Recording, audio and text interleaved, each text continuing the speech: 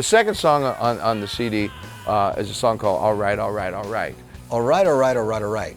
I don't even know if it's all right, or all right, all right, or all right, all right, all right. Can't even say that 3 times going. All right, good time. Don't like the chick, this is it. All right, get out of my face, whatever. It's just a cool rock and roll song.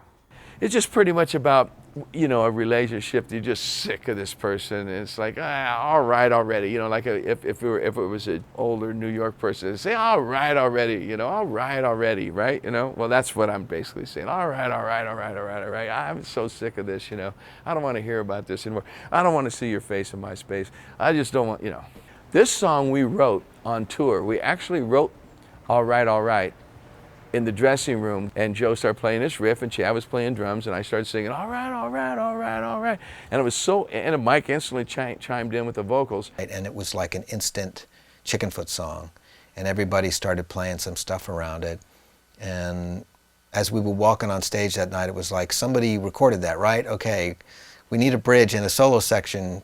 Sammy turned to me and says, can you write a bridge in the solo section to that? And we played that song for the rest of the tour. Every night in the dressing room, we played it once. And where we really finished it was in Montreux. It was Steely Dan, and they went way overtime. And Dave Matthews played, and he went way overtime. And we were like, it was 1 o'clock in the morning, and I'm sick as a dog. And Dave's coming in, hanging out with us, and we're playing that song for him, all right. And he's going, that's the greatest, oh man, what a great song. Oh man, he was totally tripping out. He hung around the whole show, and afterwards we drank a bunch of tequila. What I put into the song, like All Right, you know, I basically listened to Joe and try to vibe off of him and Chad, and you know, conversation would come up. It's kind of almost Stonesy, bluesy type of thing, and obviously I'm not going to do the Stones type of thing because Bill Wyman just stood there and went like this, you know. But you know, it was one of those songs where it didn't seem like it lent itself to like any big bass lines where I'm running all over the place or whatever, you know, like when Joe's in the verse, I'm just a bop, bop, bop, bop, bop, bop, bop, just digging in and grooving to what Joe's playing, because it just, you know, it didn't seem like a song that needed to get that involved as far as, you know, any of the bass lines went. During the live tracking, it seemed to make sense that the guitar could, from time to time, be a little Keith Richards-like and then back off, you know. And when we started to do the overdubs in here, it was a lot clearer to me how far it could go and then where I had to, you know, pull it right into the future and make it a real Chickenfoot sounding thing. But I think we were celebrating our roots with that. The lyric and the vocal concept I took with it was classic Jay Giles, classic Mick Jagger, you know, Peter Wolf, Mick Jagger, you know, and the fun. And when I sang it, the only trouble I had with myself saying, you know, hey, how can I make this more fun? I just kept saying, you know, it doesn't sound like I'm having enough fun because it's a negative lyric. You know, I don't want to see your face in my, you know. And I'm going, I want to make this more fun about it, you know, because it's all right, because it's so happy. It's just the happiest chorus and a kind of a negative verse. It's really cool, really contrasty. So Mikey, I just got Mikey in there with me, and we did the background vocals live, and then we did a party track. We just said, let it roll, and we're just gonna, you know, make little comments, you know, say, you know, like, oh yeah, you know, woo, all right, you know, and we just did a whole track of that crap, and it really made it fun. I mean, it just, we called it the fun track. We were, you know, we had, you know, drumsticks, and we were hitting on things, just go back. There was all kinds of racket in this track, you'll hear it. And Chad yelling and screaming while we were cutting it. It's a fun song to play.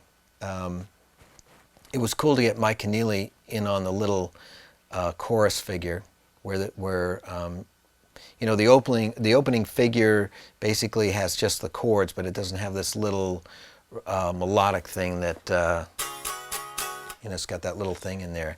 And he sort of snuck a little bit of B3 in there to sort of bolster it up. I love the way that sounds. It just, I love that you can take a simple riff and when you add something to it, it's not something in a space, so you're not cluttering it up. You're keeping the openness of the riff, but you're just adding this little dimension to it. And each time you listen to it, I think it sounds a little bit different because there's a guitar in there and there's an organ, and the way that they weave around each other, is complex enough to make it seem different every time you hear the song. My favorite thing to do when I'm writing lyrics is to find words that really kick the beat in the butt, man. And Chad, he's all going, he's playing with me, you know, because I'm going, you know, and da do ba do ba boom ba ba. He's like ba ba ka ka, you know, and it's a pretty funky tune. But there's some great guitar harmonic screams in there, and the ending solo is a lot of fun, and you know, it's a good mix. It's almost like we're thinking about Motown and the Stones at the same time as bringing the Chickenfoot thing to it. Fun, fun, fun, fun, fun, fun, fun. And the craziest thing is, there's 2 songs on the whole album that are like that. It's a real negative lyric, but yet we've made it sound so happy and so much fun, you know. And I think that's kind of a cool thing. You know, just because a song's negative, you don't have to make it dark and dreary, you know. Music is supposed to touch in some kind of way, and this one here was better touching you, making you happy and laugh and sing along, you know, to this negative idea. So it's kind of cool. I mean, it's unique. You want to feel good about a song, you want to have a good time, and all right is kind of like something that if I was at a party, that song came on, it's like, yeah, cool. It's just got a great up vibe, the rhythm thing that Joe's doing, it's just a really cool upbeat track.